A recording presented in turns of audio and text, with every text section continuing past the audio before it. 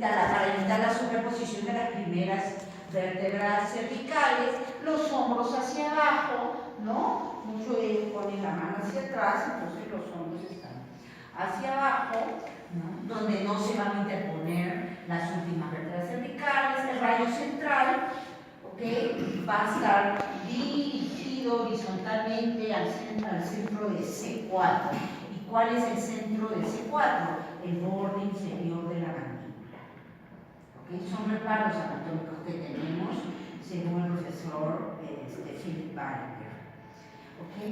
Entonces, el diafragma tendrá el tamaño de la imagen para evitar sobreirradiar al paciente, ¿no?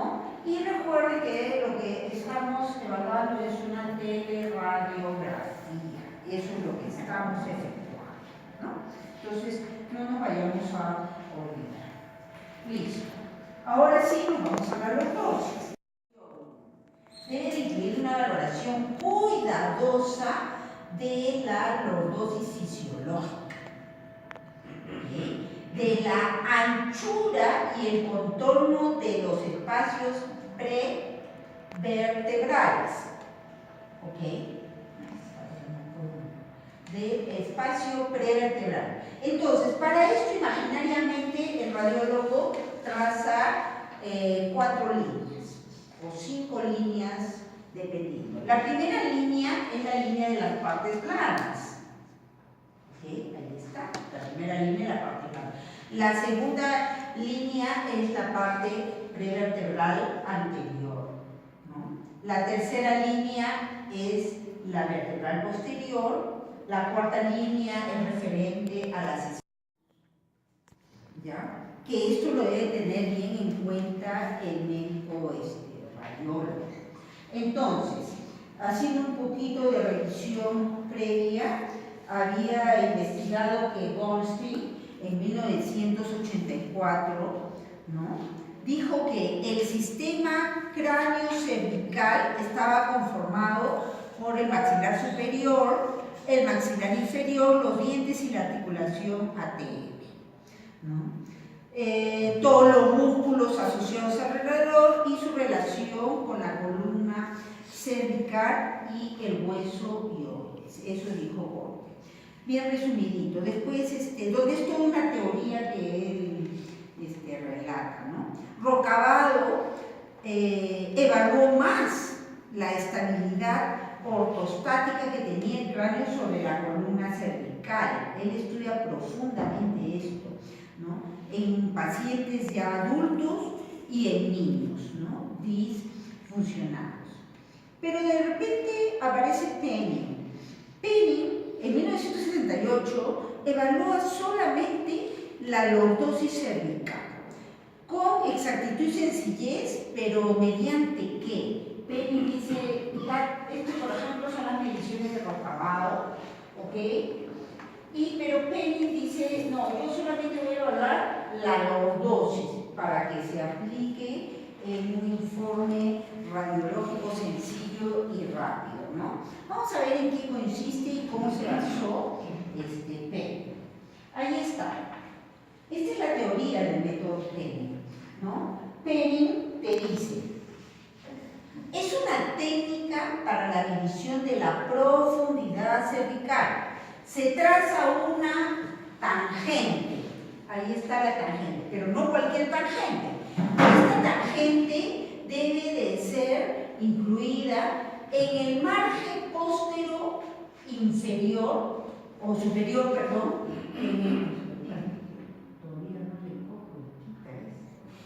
ok, ahí está. El margen postero superior del ápice del proceso odontoideo, trazo la tangente, ok, hasta el punto postero inferior del cuerpo de la séptima vértebra cervical.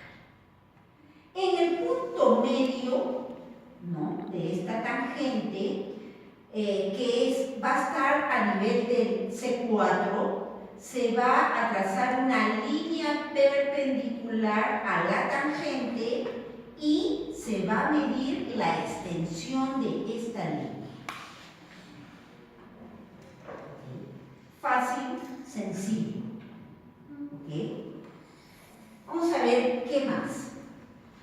Ahí está. Entonces, estas fueron sus medidas. Él decía, si vamos a estar en una normalidad esperada, entonces la profundidad va a medir entre 10 a más o menos milímetros.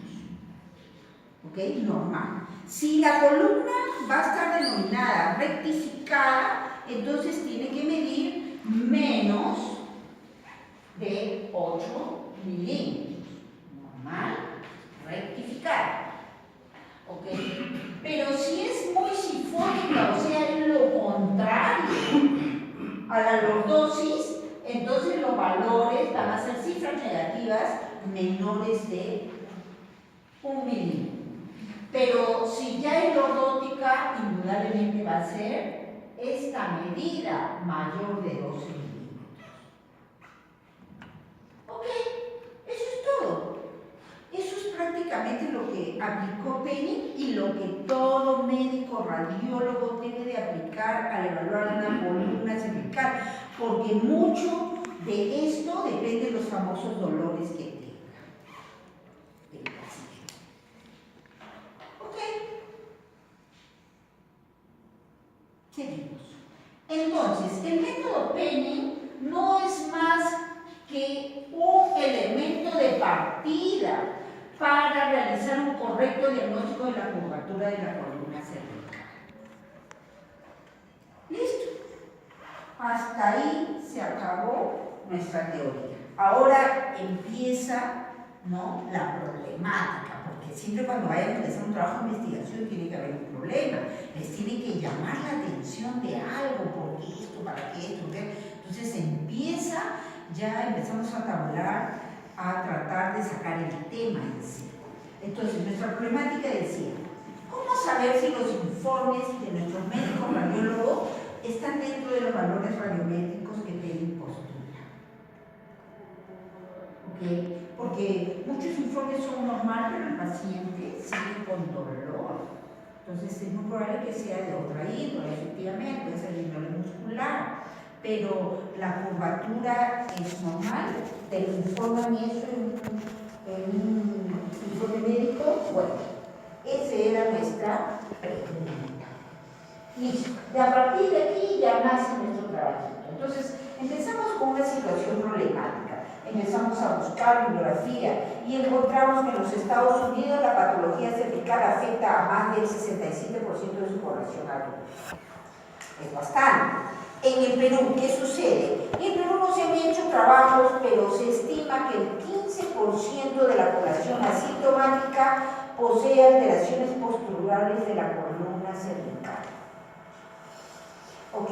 No existe un consenso universal sobre un método radiométrico fiable y reproducible.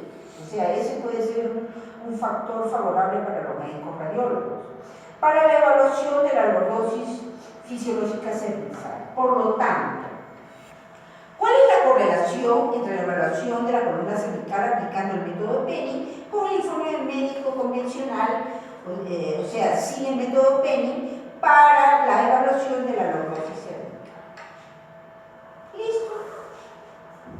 Empezamos nuestra metodología, es un trabajo descriptivo, totalmente transversal, retrospectivo y correlacional, porque vamos a evaluar dos fuentes.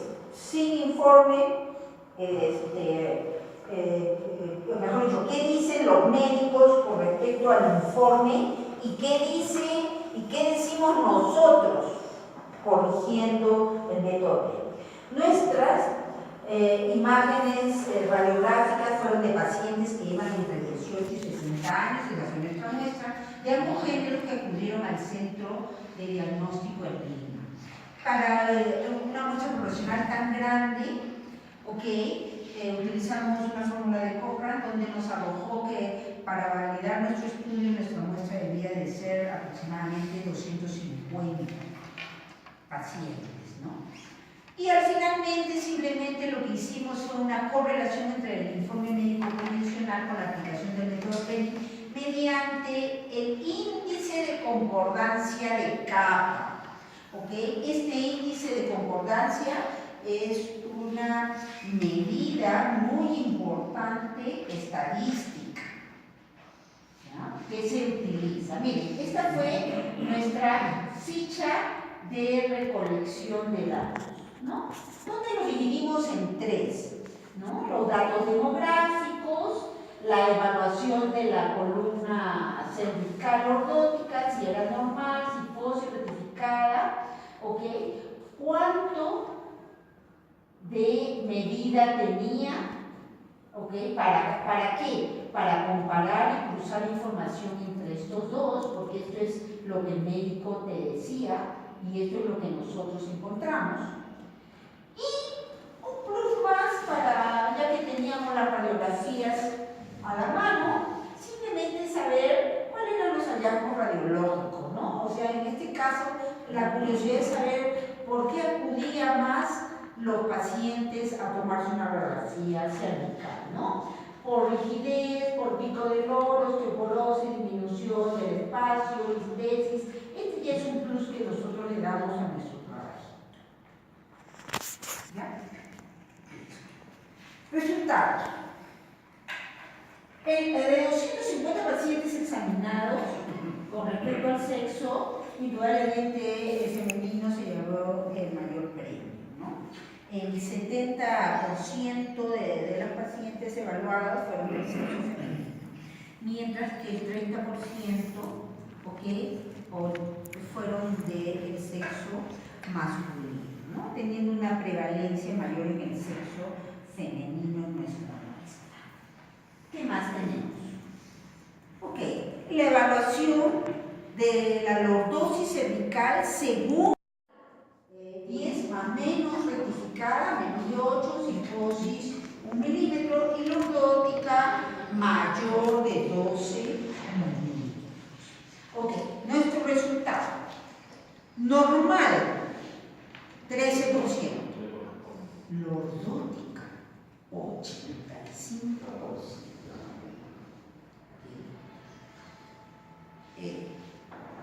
Profesora, ¿cómo lo hizo? Perfecto, no hay ningún problema. Las radiografías estaban allí, sacábamos las radiografías y nosotros, después del informe, le aplicábamos el método P.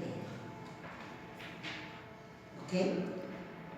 Al mismo paciente informado, o sea, ni siquiera son otros pacientes, al mismo paciente. Miren, ¿qué pasó acá, no?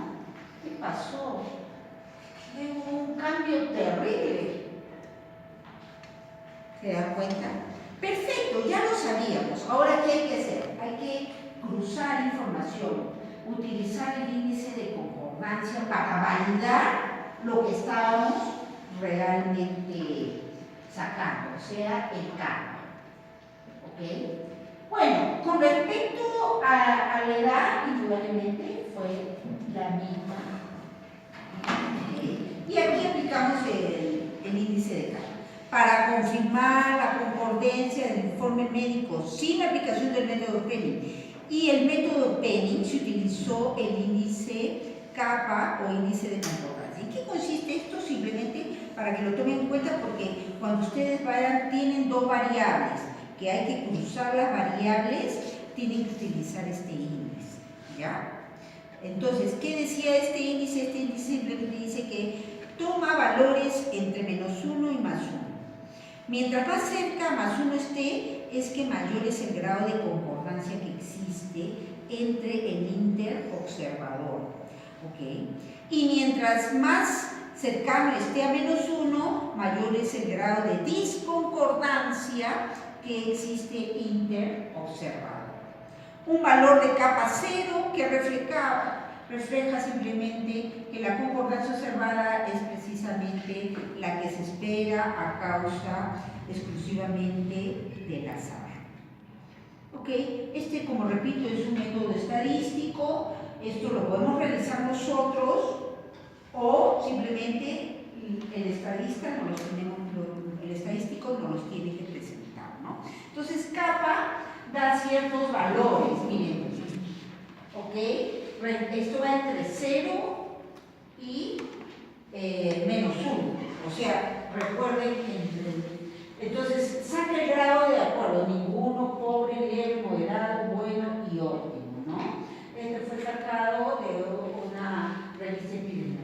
gráfica estos valores, ¿no? Y te pones a leer bastante cuando empiezas a un trabajito de investigación, ¿no? Entonces,